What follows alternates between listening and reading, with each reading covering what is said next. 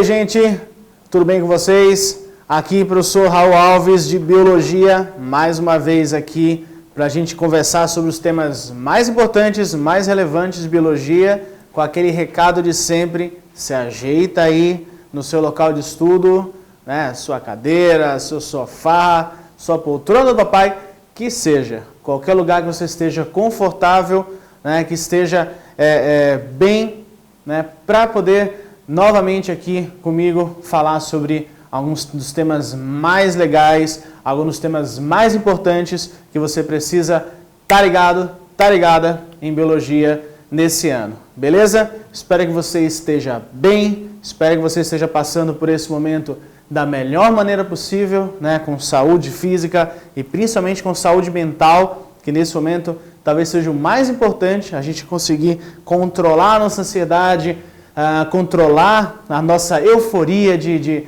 querer voltar a fazer as coisas como antes. Por enquanto não vai rolar, mas vamos lá, calma, tranquilidade, que está dando tudo certo e com certeza vai dar tudo ainda mais certo do que deu até agora, beleza? Hoje a gente chega com botânica, né? Características das plantas, as informações mais importantes sobre esse grande grupo de seres vivos que habita em nosso planeta, tá? Eu já esqueci de falar aqui, mas olha, precisando, só é falar comigo aqui, ó, vai lá no Instagram, @professor.raulalves, manda mensagem: ô professor, sou teu aluno aqui, sou tua aluna aqui do YouTube, manda mensagem, adiciono você e a gente troca ideia, a gente troca informação, troca conteúdo, que é sempre uma troca, né, galera? Nunca é de cima para baixo, né? Sempre é uma troca. Eu passo coisas a vocês, vocês passam coisas para mim, e assim todo mundo ganha, todo mundo cresce. Beleza? Vamos lá então? Vamos embora. Cara, falar de planta sempre é uma coisa meio esquisita, assim, porque todo mundo fala: meu Deus, ou ame ou deixa, né? Assim, eu adoro, botânica é um espetáculo. Tem aluno minha que fala assim: eu não suporto botânica, eu não consigo entender nada de botânica. Mas calma, vamos lá, tá? Dos dois lados você tem coisas boas, dos dois lados você tem problemas, né? Tem alguns assuntos que são mais tranquilos, outros são mais complicados, mas vamos lá, foco aqui. Bom, as plantas, gente, elas estão aqui há pelo menos, aqui no planeta, né? Há pelo menos 500 milhões de anos, tá? Não chegaram ontem, e é totalmente compreensível, né? Você tem, lá atrás, você tem um caminho evolutivo gigantesco, até para as plantas chegarem ao que são hoje, né? A variação, a diversidade de plantas que tem hoje em dia é enorme, tá? Não vai ser como a diversidade dos animais, por exemplo, porque já tem outras coisas que acabam variando aqui. Mas a diversidade de plantas é um absurdo. As informações que a gente tem é que eles estão por aqui há mais ou menos 500 milhões de anos, mas, cara, tem informação de registro fóssil que diz que talvez seja mais antigo ainda, sabe? Que muito provavelmente as plantas, ou pelo menos um ancestral do que viria a ser as plantas, está aqui no planeta há quase 1 bilhão de anos. Cara, isso é muito tempo, velho. Tá? Isso é muito tempo. Agora, lógico, não era uma planta como é hoje em dia, né? Você não imagina ter, sabe, uma algaroba há 1 bilhão de anos atrás, né? Um cacto há 1 bilhão de anos atrás, ou, sei lá, uma laranjeira há 1 milhão de anos atrás. Não, né? Você começa, né, com aqueles organismos bem mais simples, e aí, com o passar, né, dos milhares de anos, dos milhões de anos, na verdade, você tem o acúmulo de variação, né, de mutações, de variações morfológicas, variações genéticas, que aí chega ao que a gente conhece hoje de plantas, tá? Hoje em dia, né, a gente, didaticamente, a gente consegue organizar as plantas do planeta em 4 grandes grupos, tá? Então, se liga comigo aqui, ó. Primeiro grupo, o grupo das briófitas, que basicamente são plantas pode se chamar também briófitas ou plantas avasculares. Ok? A gente vai falar sobre cada um desses grupos, mas basicamente você tem, é um grupo de plantas, o grupo mais primitivo de plantas. Tá? O grupo que guarda as características mais semelhantes ao ancestral, ao grupo ancestral das plantas. Ok? Depois você tem as pteridófitas, ou plantas vasculares sem semente. Por que eu coloquei sem semente? Porque vocês vão ver mais à frente que a semente é um pulo evolutivo absurdo. Tá? Mas vamos lá. Então, primeiro briófitas ou plantas avasculares. Depois as pteridófitas. Sabe essa samambaia que tem na varanda da casa da tua avó? Pronto. Samambaias ou plantas vasculares sem semente. Ela já tem, né, vasos condutores, mas ainda não tem as sementes. Você tem as gimnospermas, que é, sabe, pinheiro, né, que você tem, sabe o pinheiro da árvore de Natal? Pronto. As gimnospermas, que são plantas vasculares com semente, mas sem flores.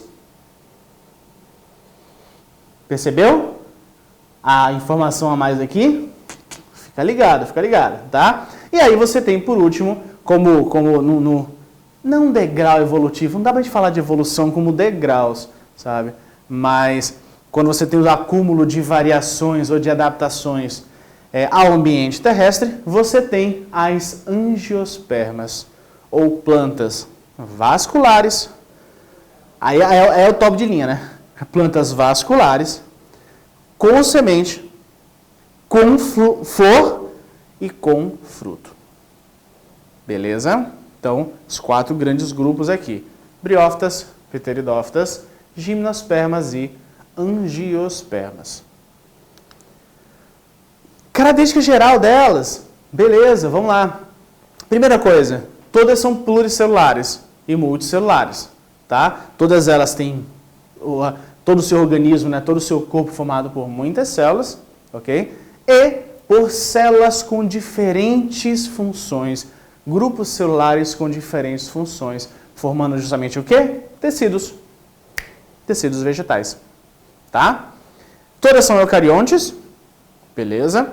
São autótrofas e fotossintetizantes, assim, pois é, tá? Ah, professor, mas e as plantas carnívoras? Não, calma. Ainda assim, são autótrofos e fotossintetizantes. Tá? Você tem uma variação aqui, uma variação ali, mas no geral, essa é uma característica das plantas, ok? E são aeróbias, ou seja, você não vai encontrar uma planta fazendo fermentação. Assim, eu falo que não vai encontrar, se lá na frente é o queimar a língua, mas biologia é assim, né? Você tem uma certeza hoje, amanhã você tem uma mudança. Vide, por exemplo, os casos mais recentes de órgãos que foram descobertos, na verdade, no corpo humano. Então, assim, mas até o momento, o que a gente sabe de plantas é que todas são aeróbias. Você não vai ter uma planta fazendo fermentação, tá? Cara, uma coisa super legal das plantas é que elas têm uma alternância de gerações, é muito interessante. A gente, por exemplo, nós seres humanos, nós temos uma geração como, você vai, tem um filho, o filho cresce, juntou, teve um filho, o filho cresce, beleza. Nas plantas, elas têm alternância de geração, é muito legal. Você tem determinados, assim, dependendo das plantas também, né? Você tem determinados momentos em que elas são haploides e determinados momentos que elas são diploides, ou seja, tem metade da quantidade genética que seria esperado, né, para aquele organismo, e em outros momentos tem a quantidade normal, né, de cromossomos que é esperado para aquele organismo, tá? A gente vai ver isso, por exemplo, quando a gente vir, por exemplo, as samambaias, tá? Você tem as samambaias jogando esporos para lá e para cá, esses esporos são haploides, aí o esporo chega num lugar, cresce uma samambaia aqui, uma samambaia ali, essas duas samambaias cruzam e tem um filhote, né? E tem uma planta jovem diploide. Vê, tem uma geração haploide e cruza e tem uma geração diploide. Tá? Isso é uma característica super legal que as plantas têm e é uma alternativa evolutiva muito interessante. Tá? Porque assim, uma coisa é um animal que você, estou no período reprodutivo, vou procurar uma fêmea para copular, vou procurar um macho para ter filhotes. Pô, isso é legal. Agora vai tu ser uma planta que não consegue sair do lugar, tá? Que precisa se espalhar ao máximo, porque isso é um sinal de que você tem uma adaptação evolutiva importante naquele local, saca? Então assim, as plantas foram criando alternativas e uma das alternativas justamente é essa, beleza? Simbora, então, primeiro grupo das briófitas. Vamos começar então, não é por baixo vai subir não.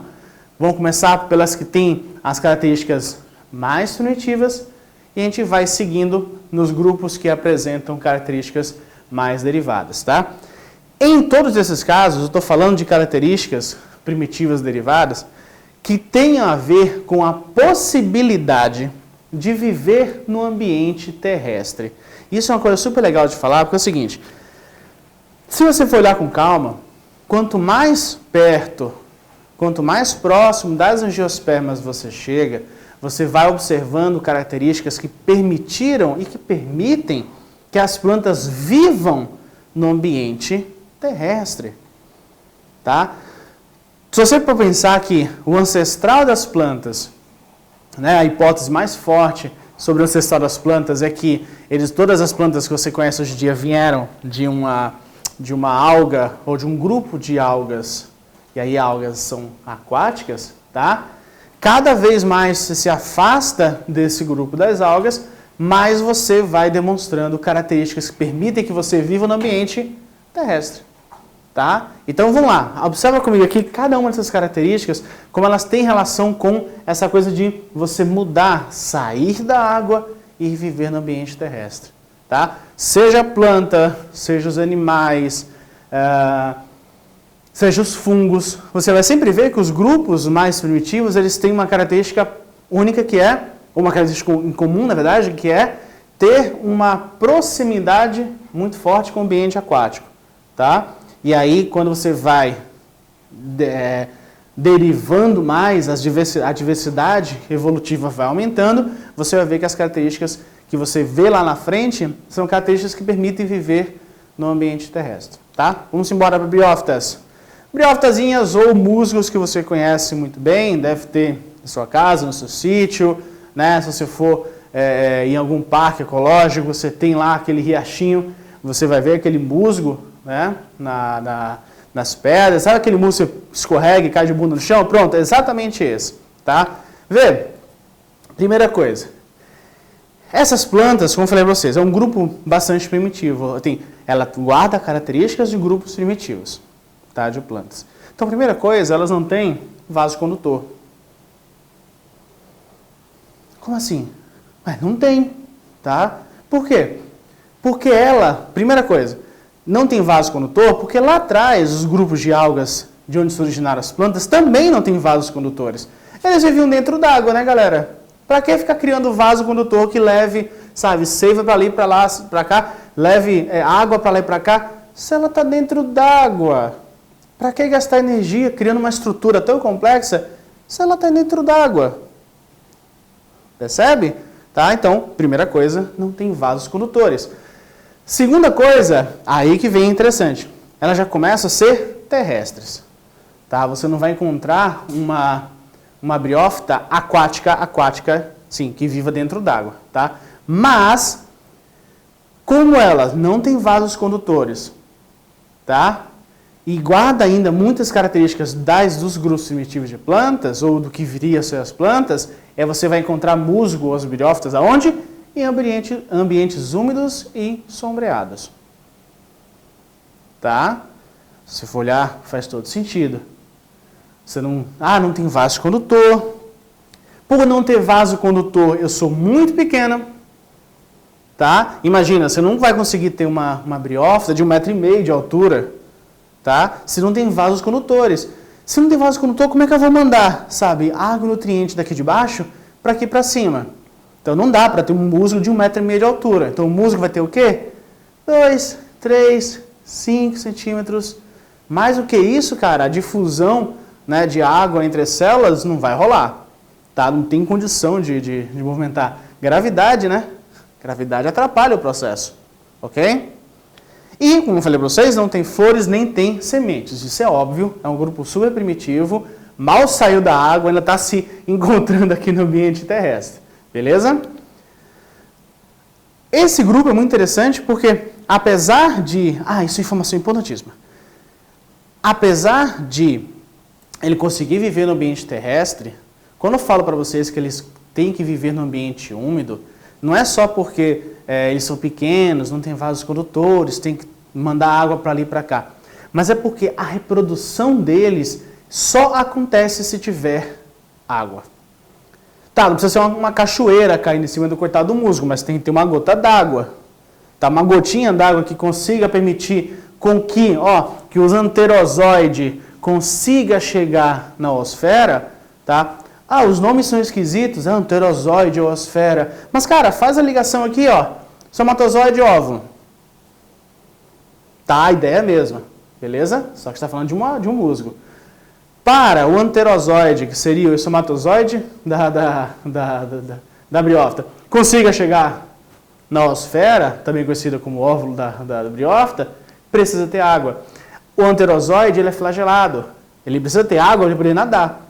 Se não tiver água, meu querido, já era, tá? Você colocar o Michael Phelps para nadar, ele dá 3 voltas na piscina quando você está pulando ainda na piscina. Mas se colocar ele para correr, é capaz de eu correr mais do que ele. E olha que eu não sou o exímio corredor. E minha forma, acho que é mais fácil sair rolando. Eu chego primeiro que ele, tá? Mas, com esses flagelos, ele consegue nadar para chegar até a osfera. Então, se não tiver água, a briófita não se reproduz. Tá? Então, por isso também que precisa estar no ambiente úmido e sombreado. O úmido para ter água e sombreado, cara, porque se botar o sol de meio-dia de Caruaru em cima de uma planta dessa, resseca tudo. Ok? Simbora. O segundo grupo das pteridófitas. Beleza? Vamos lá. Esse grupo, cara, é um grupo muito legal, porque assim, esse grupo, ele hoje em dia você até não dá muito gás para ele, não dá muita bola para ele, né? É aquela samambaiazinha que tem naquele xaxim na varanda da tia Lourdes. Ou aquela samambaia que tem no jardim do vovô. Beleza. Mas lá atrás, uns 450 bilhões de anos atrás, por isso que ele fala que as plantas podem ter surgido há 1 bilhão de anos atrás, porque você tem registros fósseis de plantas de pteridófitas há 350, 400 milhões de anos atrás. Tá? 100 milhões de anos é um tempo relativo, é um tempo interessante de evolução, beleza. Mas cabe discussão se em 100 milhões de anos a gente teria saído de uma, entre aspas, alga para uma samambaia de 40, deixa eu botar a figura aqui, sim, de 30, 40 metros de altura. Tá? De 2 metros de diâmetro aqui de caule. Tá? Então, assim, foi um grupo muito, muito diverso, tá? Em determinado período da história do planeta, foi um grupo muito, muito diverso, muito interessante, tá? E aí depois foi perdendo espaço, porque no meio do caminho, a gente vai ver depois, foi chegando no meio do caminho, foram chegando as gimnospermas, e aí é aquela coisa, né? A gimnosperma chega como novidade, sabe como é que é a novidade, né, cara? Tem aquela galera todinha ali, sabe? Todos os seus parceiros, suas parceiras. Chegou a novidade, todo mundo corre para lá. Mentindo, errado eu não tô. Então, assim, quando vai chegando as gimnospermas, elas vão tirando o espaço, né, das pteridófitas, e as pteridófitas foram ficando para trás, tá? Evolutivamente, elas foram se mantendo aqui em alguns espaços, e é o que a gente tem hoje, beleza? Vê. Por que elas chegaram a dominar o planeta? Porque a partir delas surge uma coisa muito legal, vasos condutores, tá? Começa a surgir nas samambaias, nas pteridófitas, na verdade, começa a surgir nas pteridófitas justamente um protótipo do que vem a ser um vaso condutor, um xilema e floema que você vê no angiosperma, mas começou lá atrás, tá? Eu já percebi que, ficar aqui se limitando ao ambiente úmido não vai rolar, tá? Porque calha desse lugar aqui deixar de ser úmido, morre todo mundo. Então, vamos criar alternativas aqui para conseguir viver nesse ambiente terrestre aqui. Olha, o tanto de terra, sabe? É tudo mato. Tá cheio de terra para cá, sabe? Por que ficar limitado aqui? Então, vão surgindo, lógico, né? Não é exatamente assim, né? Mas vocês entenderem como é que funciona. Surgem os vasos condutores, isso já permitiu que elas se espalhassem no ambiente terrestre, tá? Começa a surgir órgãos diferenciados, tá? Raiz, com cara de raiz, com jeito de raiz, porque na briófita você tem lá rizóides, né? Cauloides, filóides, ou seja, tem cara de raiz, tem cara de caule, tem cara de folha, mas não é, tá? Assim, a folha até vai, né? Tem um jeitão de folha ali, mas a raiz, por exemplo, ainda tem uma certa dificuldade, tá? Agora não, agora começa a modificar. A raiz começa a ter cara de raiz, jeito de raiz, né? Não só prender no ambiente, mas absorver nutrientes também desse ambiente, tá? Então, olha, começa a surgir uma cara assim de, olha, consigo viver no ambiente terrestre, dá para viver aqui tranquilo, ok? Só que o que não tinha ainda, semente e nem flor, lógico, tá? Mas para onde ela estava, no momento que ela estava, para elas foi ótimo, beleza? Aí tá, tudo bem. Ah, sim, claro. O que acontece? Elas já conseguem viver melhor no ambiente terrestre, beleza? Só que, qual foi o problema das pteridófitas? Elas não conseguiram resolver a questão da reprodução. Elas não conseguiram resolver como se reproduzir sem a necessidade de água. Tá? Então aí foi um problema.